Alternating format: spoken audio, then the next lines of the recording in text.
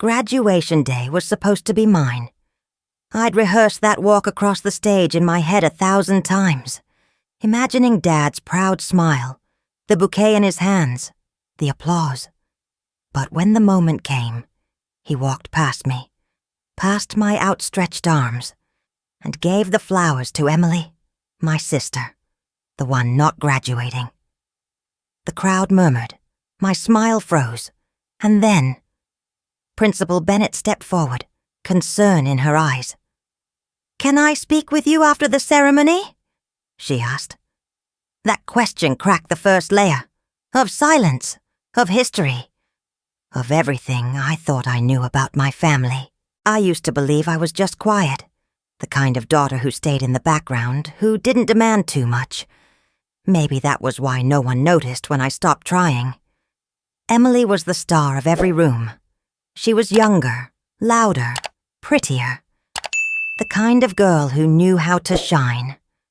Our father, David Evans, used to say she had stage presence, like their love was a performance, and I'd forgotten my lines. In family photos, I always ended up at the edge. At first, I thought it was chance, but over time, I realized it wasn't. Sometimes my face was barely visible, shadowed or cropped out entirely. In one holiday picture, Emily stood at the center between Mom and Dad, beaming. I was turned sideways, holding the dog. I wasn't even tagged when Dad posted it online. There were other moments, too. Subtle, quiet ones that gathered weight over time. Like the night of Emily's high school boyfriend's birthday dinner. Dad introduced Emily's date to everyone with pride, and when he turned to introduce me, he paused. "This is, Emma's, no, Rachel. Rachel, my older daughter." He laughed it off, but something inside me clenched. I smiled, of course. I always smiled. I told myself it didn't matter. I wasn't the kind who needed attention. But in the quiet of my room, the questions began to take root. What did I do wrong? Why did it feel like I was an extra in my own family? One day I went into Dad's office to leave a form he needed to sign. I'd never really looked around before. His shelves were full of photo frames, vacations, holidays, award nights, Emily and everyone, her prom, her cheerleading wins, her with Mom and Dad. Not a single photo of me, not even one. I stood there longer than I should have. It wasn't anger, not yet. Just an echo. Like something was missing and I was finally noticing the silence it left behind. After that, I started to dig, not to accuse, just to understand. I pulled out old family albums from the attic. Most pages were filled with Emily. There were some of me as a baby, but they stopped abruptly around age 10, right after Mom died. That's when it hit me. Maybe it wasn't about Emily. Maybe it was about Mom. Mom died young, 35, cancer. I was 10. Emily was 7. Dad changed after that. He stopped joking, stopped asking me about school. I chalked it up to grief. But what if it was more? I visited Grandma one weekend. We were drinking tea when she stared at me for a long time and whispered, "You look so much like her." I smiled, thinking she meant Mom. But then she added, "Maybe that's why your father's been so distant. You remind him of everything he lost." It explained some things, but not all. Back home, I couldn't shake the feeling. I started going through old drawers, hoping to find something. And I did. Tucked inside a manila envelope beneath old tax papers was a letter, addressed to no one, signed by my mother. "I thought about leaving," it said, "many times. But the girls needed stability, especially Rachel. She's always felt everything too deeply." One sentence stood out, underlined twice. "If one day Rachel finds the truth, please don't let it make her bitter. Just let her be free." I didn't know what truth meant, but I felt it in my bones. It was about me. Later that night, I found my birth certificate in the same drawer. It looked normal at first. My name, date, weight. But the father's name had been whited out, then typed over. It looked tampered. My chest tightened. My breath caught. Who am I? Was David Evans even my father? I stayed up the whole night rereading that line. Just let her be free. I didn't sleep. I didn't cry. I just lay there staring at the ceiling, feeling the world tilt ever so slightly. I threw myself into school like it was a battlefield, and achievement was my armor.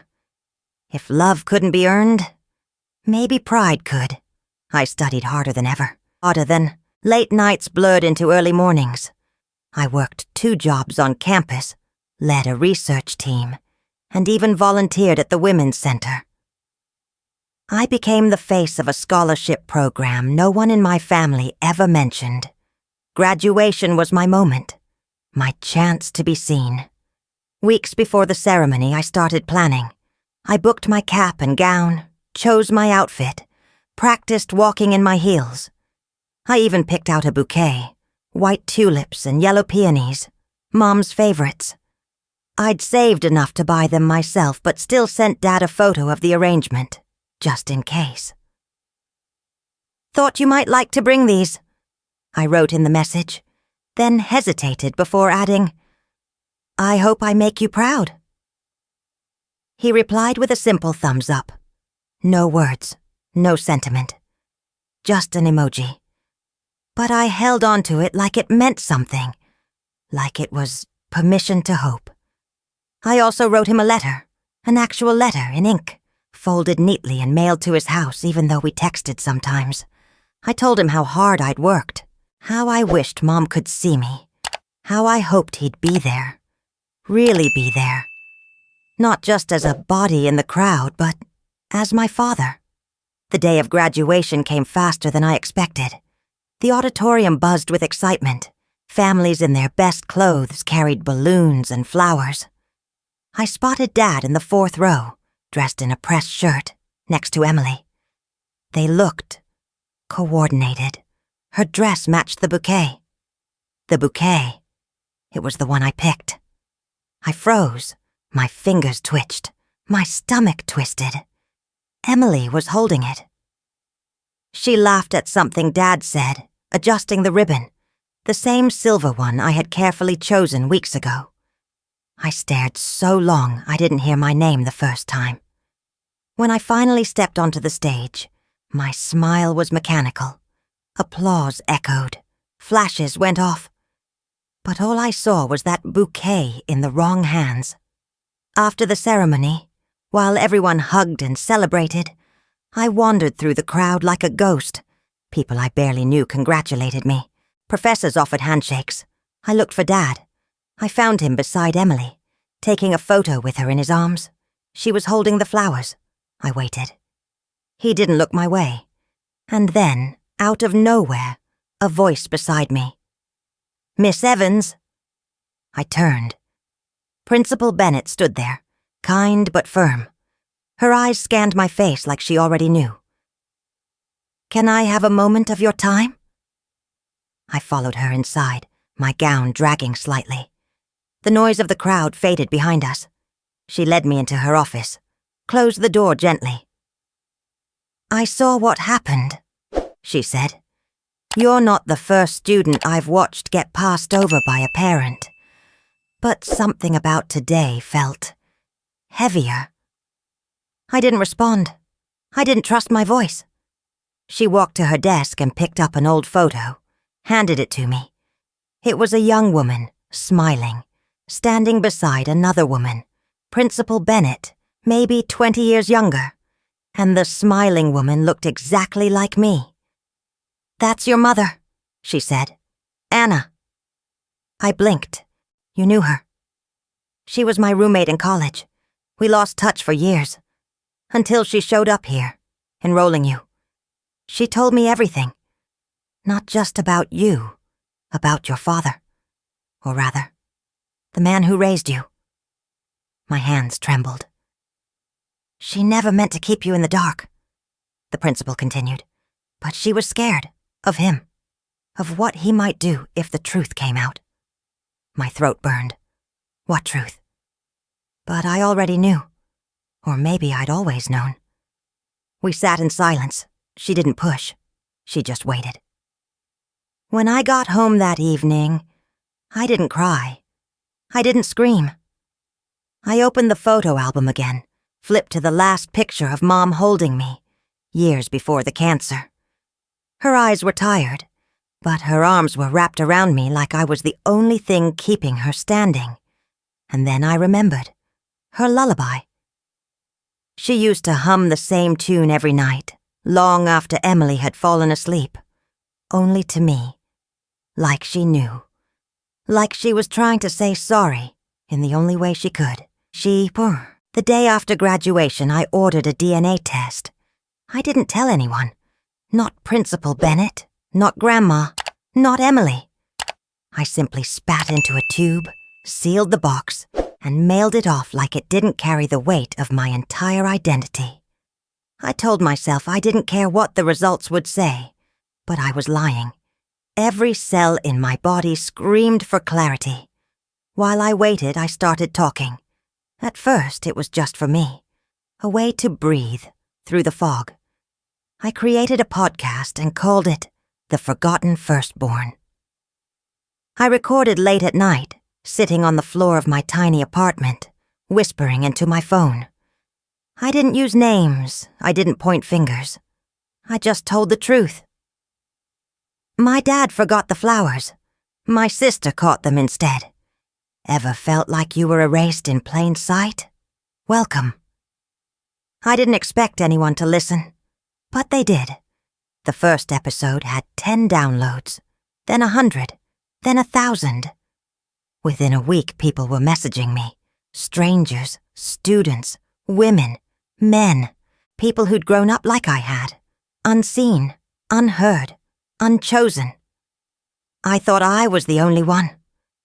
You're saying everything I never had words for. This saved me. Every message cracked something open inside me. And still, I waited. Every day I checked the mail. Every night I recorded a new episode. And every time I ended with the same question. Have you ever felt like you didn't exist in your own family? 2 weeks later, the results came. I didn't open them right away. I just stared at the envelope, my name printed neatly across the front. I sat on my bed for hours, the world outside moving without me. When I finally tore it open, I only read the first line. Paternal match. No connection found. No match. No connection. No surprise. I wasn't his. My hands didn't shake. My heart didn't race. It was quiet. Like something I'd always suspected had finally decided to speak aloud. I moved out the next day. It wasn't dramatic. I didn't throw a fit or write a letter. I packed what was mine and left the rest.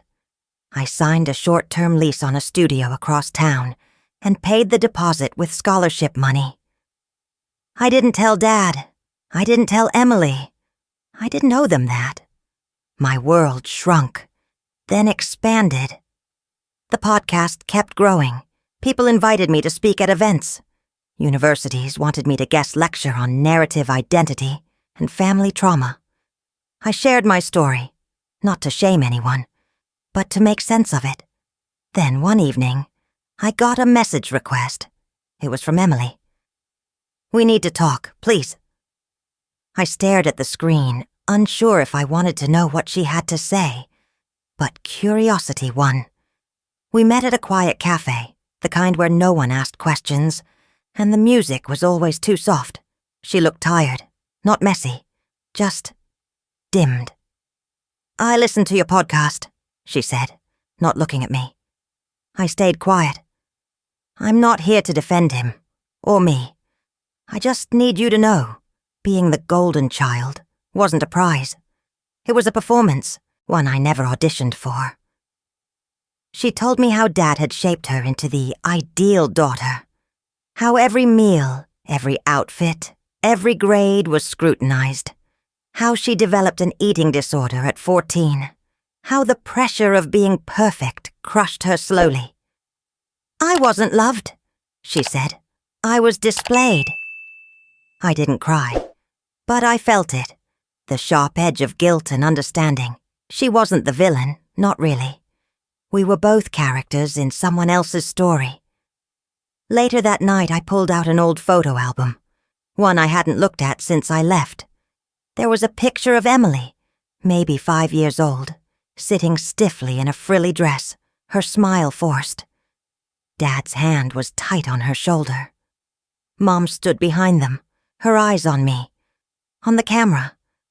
I looked at my younger self, off to the side, mid-laugh, arms outstretched, messy and uncontained. We were all just trying to be loved, in our own way. I was invited to speak at a national youth mental health summit, an event where leaders, educators, and activists gathered to talk about healing and identity. I hadn't planned to say yes, but something in me felt ready. Or maybe it just stopped feeling afraid. When I stepped onto the stage, the auditorium pulsed with anticipation. Hundreds of faces stared up at me, waiting. I wasn't famous, not in the traditional sense, but my podcast had reached more people than I ever imagined. I wasn't speaking for attention. I was speaking because silence had cost me too much. I grew up in a home where I was invisible, I began. Not because I lacked love to give, but because I was inconvenient to love. I didn't shine the right way. I didn't smile on cue. And eventually, I stopped trying. I didn't mention names. I didn't point blame. I told the truth, my version of it. How I had worked endlessly to be noticed. How a bouquet meant for me ended up in someone else's hands. How I thought silence would earn me a place at the table. But all it gave me was a seat in the shadows. The room was still. Not quiet. Still. Like everyone was holding the same breath. Then I said the line that changed everything. Sometimes the people who raise us don't recognize us, and that hurts. But it doesn't define us. From the side of the stage, I saw movement. A man stepping forward, fast, face flushed. "Dad!" He climbed the stairs before anyone could stop him. His voice boomed into the microphone. "This," he pointed at me, "is a lie, all of it. I don't know who this girl thinks she is, but I sure as hell don't need a daughter like that." Gasps rippled through the crowd. I stood frozen, breath stuck in my throat. He looked at me like I was a stranger. No, like I was something shameful, a problem to solve. He turned to leave, but I didn't let him. I pulled my phone from my pocket and opened the audio file. I hadn't planned to use it. Not unless I had to. Now I had to. The room quieted as I pressed play. His voice, clear and cold, filled the air. "You're not mine, Rachel. Never were. I raised you because your mother begged me to. But don't confuse that with love." Silence, and then an explosion. Phones went up. People started recording. The internet devoured it instantly. I stepped off the stage, knees trembling. I didn't feel victorious. I felt emptied, but also free. The backlash came within hours. News outlets picked up the story. "Student outs father on stage. Podcast host exposes family secret at National Summit." Some called me brave. Others called me cruel. Trolls flooded my inbox, accusing me of humiliating a man who raised me. Some even threatened legal action. But there was another side too. Messages poured in. Thousands. I've never told anyone this, but I thought I was crazy for feeling forgotten. You gave me the words I didn't know I needed. It was overwhelming, and for the first time, I wasn't alone. Then came the email. It was short, polite, almost clinical. "Dear Rachel, I believe I may be your half-sister. My mother was in a relationship with your father years ago. She saw the clip online. We're based in Oregon. If you'd ever like to talk, I'm here." I reread it at least 20 times. A half-sister. Another ripple in the pond of everything I thought I understood. I didn't reply. Not right away. That night I drove to the coast, parked my car on a bluff overlooking the sea and sat on the hood, letting the wind tangle my hair. The waves crashed below, rhythmic and steady, like a heartbeat I could borrow for a while. I thought about my mother, how she must have felt, raising me with a man who didn't see her child as his own. How she must have swallowed every fear and doubt just to give me a shot at normalcy. I hated her for hiding the truth, and I loved her for protecting me. I thought about Emily, her glossy smile, her breaking voice at the cafe, how she'd whispered, "I wasn't loved. I was displayed." We were both broken in different shapes, and I thought about me, the girl who used to stand at the edge of photos, the one who finally stepped into the frame. I closed my eyes, breathing in the salt air, letting the truth settle. Not like a weight, but like something earned. For the first time, the pain didn't crush me. It held me up. Because sometimes freedom isn't about escape. It's about standing still and realizing you don't have to run anymore. Finding my biological father was surprisingly easy. All it took was one message to the woman who'd claimed to be my half-sister. She replied within minutes, and by the end of the week, I had an address, a name, and a phone number. His name was Thomas. He lived in a small coastal town 2 hours away, worked as a carpenter, and had never married. The first time I saw him, he was sanding down an old chair on his porch. He looked up and for a moment we just stared at each other. I didn't introduce myself. I didn't have to. "You've got her eyes," he said, nodding slowly. "Anna." I nodded back. "And her stubborn chin." He laughed, soft and breathy. "You want coffee?"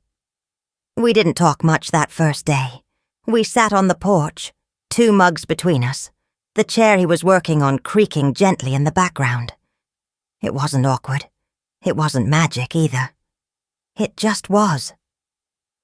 I visited again the next week. And the next. We didn't talk about the past right away. He never asked me for details. He let me come to him, piece by piece, story by story. Some days we barely said 10 words. But I kept coming back. In the silence, something softened. Back in the city, I started therapy. At first, I was defensive. I spoke like someone reciting a monologue, polished, performed. But over time, the walls crumbled. My therapist didn't tell me to forgive anyone. She simply asked what I wanted to carry, and what I was ready to put down. "I don't know how to let go of the hate," I admitted once. "You don't have to," she replied. "You just have to stop letting it run the show."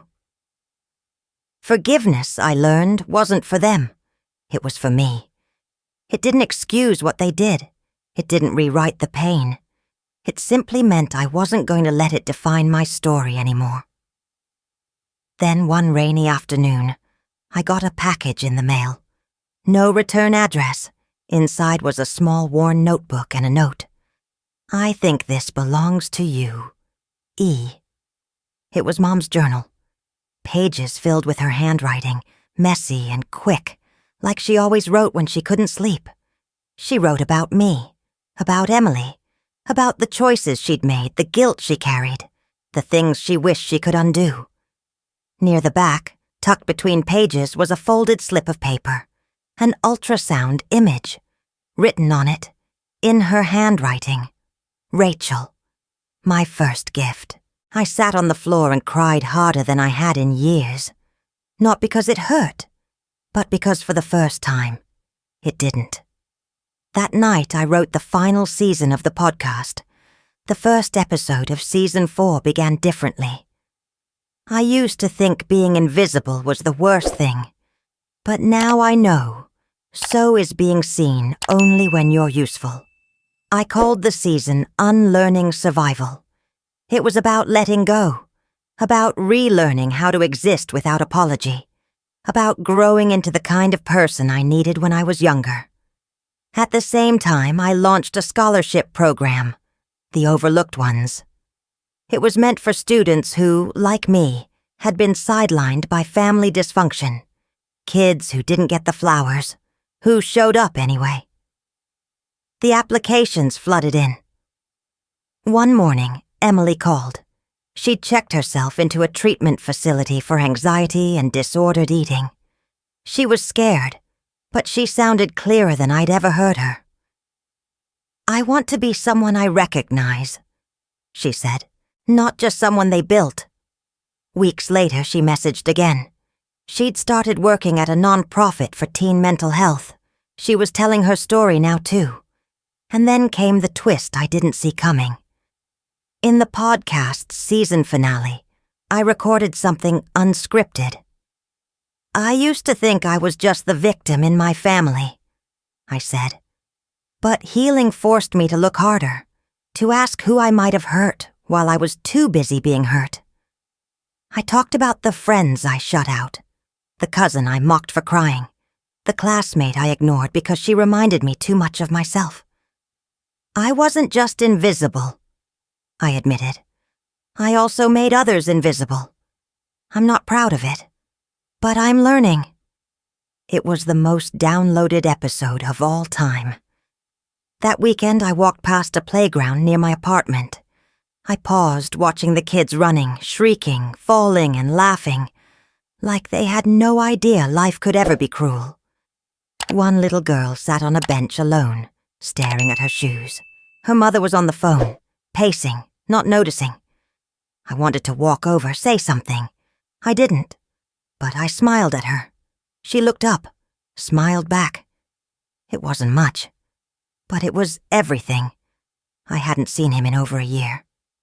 They said he was in a care facility now. Early signs of dementia, brittle bones, barely speaking. Part of me thought I wouldn't go, that I'd let the silence between us stretch into forever. But something pulled me there anyway. Not for closure, not for confrontation. Just for me. The facility was quiet, clean, tucked into a quiet edge of town. A nurse led me to a small room with a single window and a bookshelf that hadn't been touched in months. He sat in a chair facing the window, frail, thinner than I remembered. His hands were folded in his lap. His eyes wandered before settling on mine. "Rachel," he said like a breath. I didn't flinch. I didn't brace. I nodded once and sat across from him. For a few minutes, neither of us spoke. I took the book from my bag and placed it on the table between us. The cover was simple. White text on a navy background. The day I wasn't chosen. My memoir. My truth. He stared at it. "I wrote this," I said softly. "It's everything you never asked." He didn't reach for it, but his eyes filled. "I read about it," he said, voice thin. "Heard things. Couldn't bring myself to listen." I nodded. "That's okay." He looked at me for a long time, not like a father, not like a stranger, just a man. "I should have," he began, then stopped, tried again. "I should have chosen you." I exhaled, then smiled. "It's not necessary anymore." I stood up. He didn't ask me to stay. I didn't offer. We were both too tired for pretending. As I walked away, I felt no bitterness, no triumph, only peace. The next season of my life unfolded slowly. I accepted a teaching position at a nearby university. Intro to Narrative Studies. Each semester I stood before rows of students who didn't know me as the girl who'd been erased. They only knew me as Professor Evans, and that was enough. I built a mentorship program for students from fractured homes, Kids with too much silence in their stories. We read memoirs, wrote our own, cried, laughed, grew. Every so often I still received messages from podcast listeners. Some were short, "Thank you." Others were entire life stories. I read them all, responded when I could, collected their words like little proof that pain, when named, could transform. On the anniversary of my graduation, a package arrived. No note, just a bouquet. The same one I'd picked years ago. White tulips, yellow peonies, and a silver ribbon. Tucked beneath the stems was a card. "This time, I'm sure it's yours. Love, Emily." I held the flowers for a long time. Not because they made things right, but because they didn't have to. That spring, I was asked to deliver the commencement address at the university. I wore a navy dress, a pin from Mum on my lapel. As I walked to the podium, I spotted Emily in the crowd. She smiled. I smiled back. When I finished my speech, the students rose, cheers echoing through the hall. Hundreds of caps flew into the air like declarations of freedom. I stood still, soaking it in. Behind me, on the massive screen, was my final slide. A single sentence. "You can graduate from pain, too." And for the first time, I believed it.